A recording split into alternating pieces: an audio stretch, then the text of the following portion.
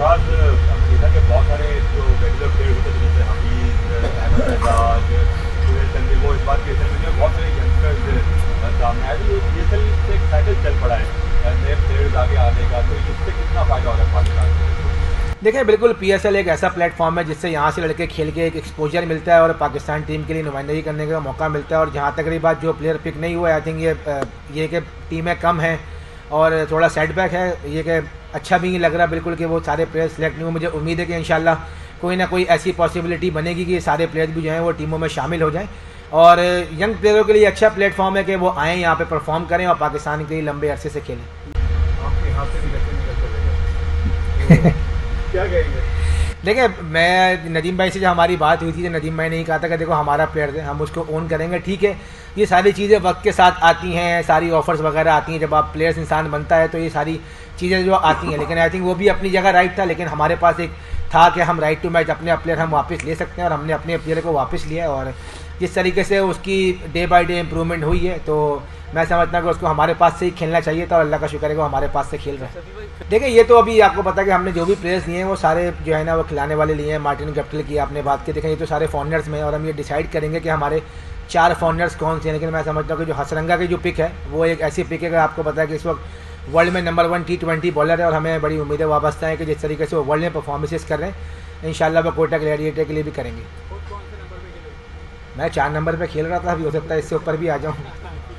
अल्लाह का शुक्र है कि बहुत ज़बरदस्त पिक हुई हैं और काफ़ी अच्छी प्लानिंग की थी और मुझे उम्मीद है कि जो भी हमने पिक्स की हैं वो बहुत ज़बरदस्त हुई हैं। और पहले हमारी प्रायोरिटी यही थी कि हम अपनी पहले प्लेइंग 11 बनाएं और उसके बाद जो है अपनी बेंच स्ट्रेंथ बनाएं। तो अल्लाह का शुक्र है कि जितनी भी हमें पिक्स चाहिए थी ऑलमोस्ट वो हमें सारे प्लेयर्स मिल गए हैं। तो इंशाल्लाह मुझे उम्मीद है कि इस बार कोटा ग्लैडिएटर अच्छा परफॉर्म करेगी पीएसएल सीजन 8 में। पिक कर लिया उसको, कोई उनके अलावा भी ऐसा कोई प्लेयर है जिसको आप पिक करना चाह रहे थे लेकिन दूसरी टीम ने कर लिया उसको पिक?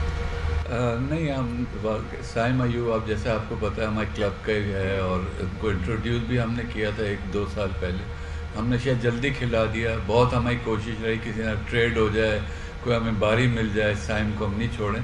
बट खुशी है कि हमारे क्लब का लड़का है, वहाँ खेले यहाँ खेले, पाकिस्तान के लिए इवेंचुअली फ़ायदेमंद होगा।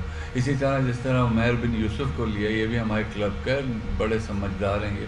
तो हमें खुशी होती है कि पीएसएल और हमारा क्लब और ये लोग सब मेहनत करके बच्चे आगे आ रहे हैं और एक लंबी सर्विस दे रहे हैं। तो खुशी है, हमें कहीं से भी खेलें, बट ये कि मज़ा आएगा। सरफराज ने हमें भी कैरी किया है माशाल्लाह, पूरी कौम को कैरी किया है। तो हम तो we are very proud of Sarfaraz कि जिस तरह इन्होंने अपने आप को किस तरह कैरी, कोई कंट्रोवर्सी नहीं, टाइटल जितवाए, किस तरह मेहनत करके खेला।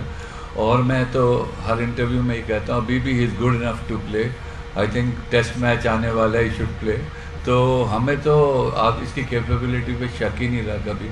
हाँ, वो 1-2 साल बीच में जो आप जिसका जिक्र कर रहे हैं वो आए, उसमें आई थिंक ये मेरा पर्सनल, सरफराज को कभी नहीं, ये एक फ्रस्ट्रेशन आ जाती है 3 फॉर्मेट कैप्टन हर चीज़ करके, वो किस तरह आपने, बट आई थिंक इसने अपने आप को बहुत अच्छी तरह कैरी किया। और हम जैसे भी होते हैं ना, इतने उम्र है तो हम भी टूट जाते थोड़ा सा। तो ये अफसोस आई थिंक कभी इजहार नहीं किया, बट आई थिंक ये होगा ज़रूर इनसाइड एक फीलिंग। दूसरी ये कि आई थिंक एक कंटिन्यूटी होनी चाहिए। आपके हीरोज़ हैं, बार बार मैं कहता हूँ, इन्होंने हमें सर्व किया है and if we want to let them go they should